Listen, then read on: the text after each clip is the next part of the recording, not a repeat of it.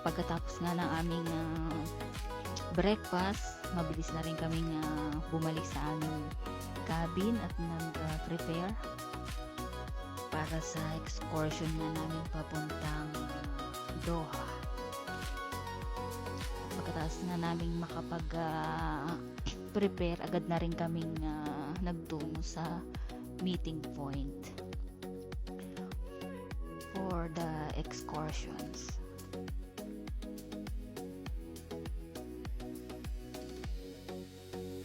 Dahil na maaga kami na bumaba, medyo konti pa lang yung mga cruiser na nag-iintay.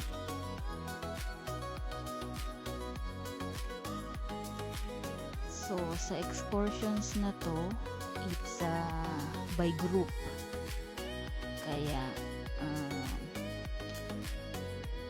nung natawag ng aming group, agad na rin naman kaming bumaba at pumunta sa exit kung saan lalabas kami ng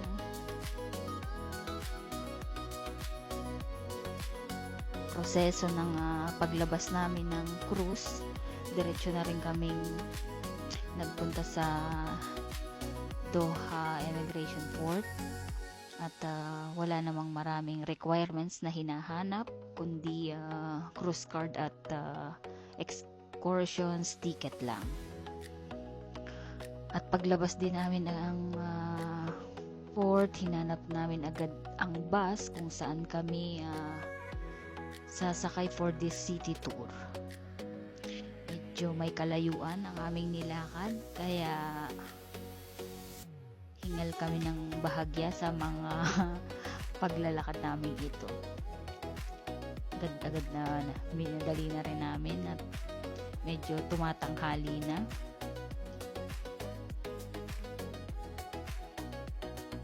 Nang mahanap nga namin kung saan kami sasakay, umakyat na rin kami agad at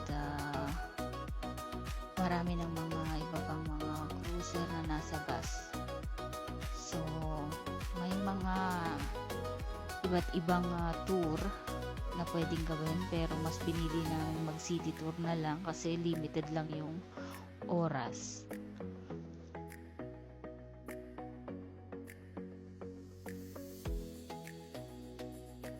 At nang makaalis nga ang bus, bali babaybayin lang namin ang kahabaan ng Corniche dito sa Doha. So ayun, nag-stop over kami at nag-picture-picturean ng saglit at dumiretso na. At yun na ang unang stop over namin. Bigyan lang kami ng 10 minutes para mag-picture-picture saglit. Kaya agad na rin kami umalis at didiretso kami sa susunod na stop over namin. At ito na nga yung pangalawa naming hinintuan, ang Katara Cultural Village. Di rin kami masyadong nagtagal dito at inikot lang namin ng saglit yung lugar.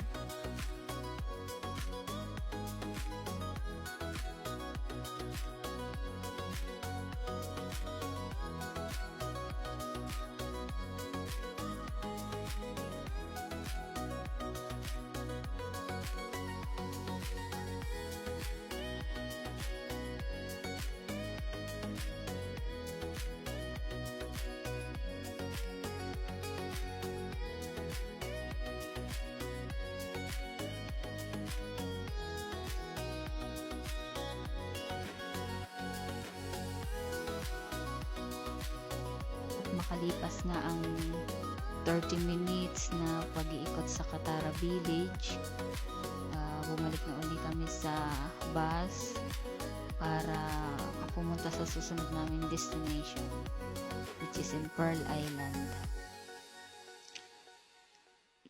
Naglakad-lakad lang kami sa Marina Bay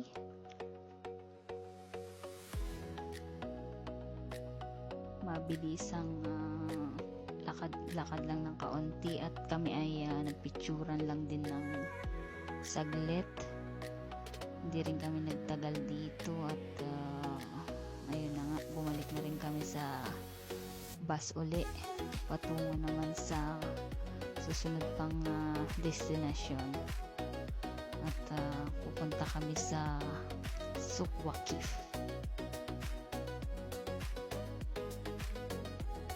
Dahil malapit nga lang ang Souq Waqif from Pearl Island, ilang minuto lang din ang aming naging biyahe at nakarating din kami agad.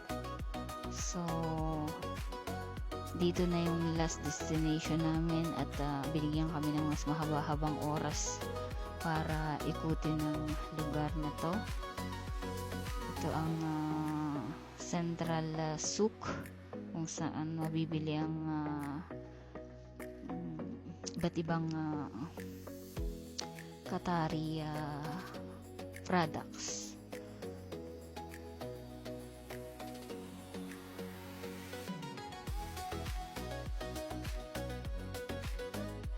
Mabilis ding ipinaliwanag ng aming tour guide kung saan kami pwedeng magpunta at anong oras kami babalik para mag-meet up ulit sa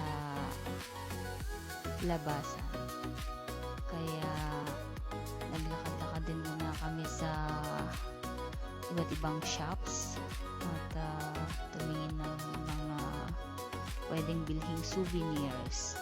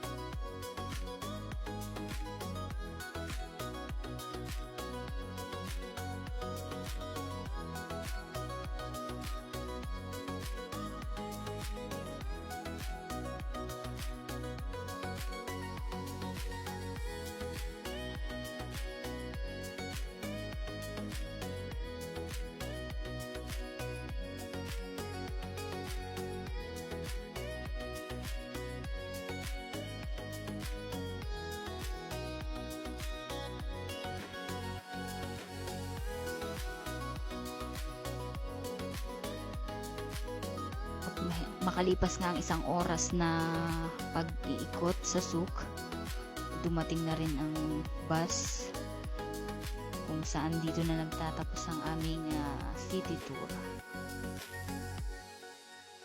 At kailangan na naming bumalik ng cruise ship.